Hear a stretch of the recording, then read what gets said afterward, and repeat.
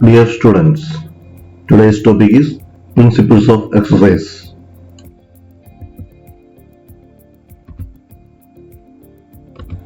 Exercise is physical activity that is planned, structured, and repetitive for the purpose of conditioning any part of the body.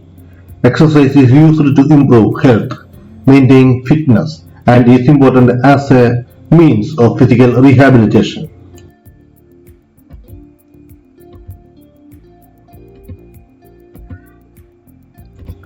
Principles helps the athletes by making sure that the training sessions are tailored to specific requirements. They are training at the right workload and rest periods are timed correctly. If athletes use all the principles correctly, they will see bigger improvement at a faster rate than if they were to simply start exercising with no direction. There are certain well-defined principles for doing exercises. These are the common guidelines to get maximum benefits and also for avoiding the injury. Common principles of exercise have to keep in mind for the effectiveness of the training program. Strictly following the principles is essential for ensuring the results of the exercises.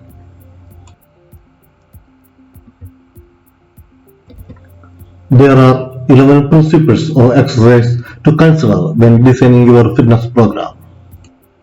They are individuality, adaptation, overload, progression, specificity, regularity, recovery, balance, variety, reversibility, and moderation.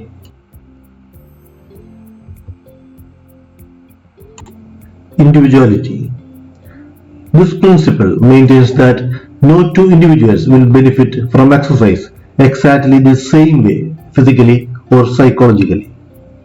Difference in genetics, age, experience, body size, and health status can all affect the outcome of a workout. What works for one person may not work for the next. Each person will respond somewhat differently to the same training routine. Therefore, training programs should be built around the person's need and capabilities. Adaptation. The body adjusts to the effects of training, but does it in small increments. Over time, these small increments cause major changes in your body. For example, the increases in muscle mass from strength training doesn't happen overnight. But one day, you will discover that you need a new uniform because the old one doesn't fit the same way anymore. Only by comparing periodic measurements, you can truly appreciate the day-to-day adaptations that are occurring. Load. For a training program to have an effect, the demands placed on the body must be greater than those of your day-to-day activities. You will never improve your cardiovascular endurance if your most strenuous exercise is walking from the petrol car to the house. As your fitness level improves, you must increase the demands of your training to ensure overload. Progression. This principle works in concert with load. To be efficient, your exercise routine needs to get progressively more demanding over time. This means that both the amount and intensity of your physical activity should be increased gradually. It is important to maintain that all progressions are even and small in nature. To improve your cardiovascular endurance, you must systematically train faster and longer. To improve your strength, you must increase the resistance your muscle must overcome. Specificity. Specificity in the fitness context means that you get good at what you practice. Running or other cardiovascular activities will not improve your muscular strength. It also means that you will show the greatest improvement in whatever activities you use for training. Running to improve your cardiovascular endurance won't improve your swimming or cycling as much as it will your running ability.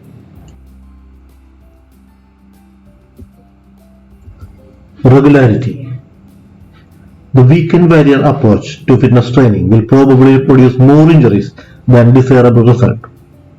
To be effective, a fitness program must be followed regularly. Your training should be consistent throughout the week, the month, the year, and your life. Recovery. The body needs time to recover between hard exercise sessions. As a general rule, allow 48 hours for that recovery between hard sessions. For example, if you lift weights for the upper body on Monday, you should wait until Wednesday before training those muscles again. However, working out the lower body on Tuesday will not violate this principle. Along with the recovery between exercise sessions, you need to get sufficient sleep and allow for recovery from peak physical events such as your fitness test or a race that you trained for. Balance. To achieve total fitness, you must avoid concentration on just one component.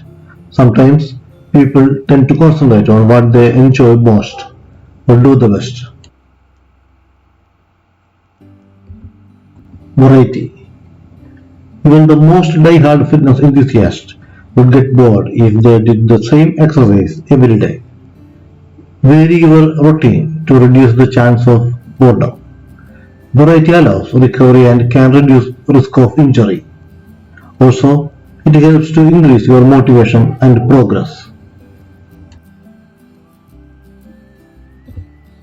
Reversibility. Unfortunately, fitness cannot be stopped. If you take a sustained break from your regular workouts, your body will begin to regress to its pre-trained state. A short break will have an insignificant effect on your fitness, but lengthy breaks will result in a steady decline of both cardiovascular fitness and strength. To maintain persistent fitness level over time, you must be rational in your training effort. Moderation. Too much of anything can be bad. For best results, you must be dedicated to your program, but temper that dedication with common sense and good judgment.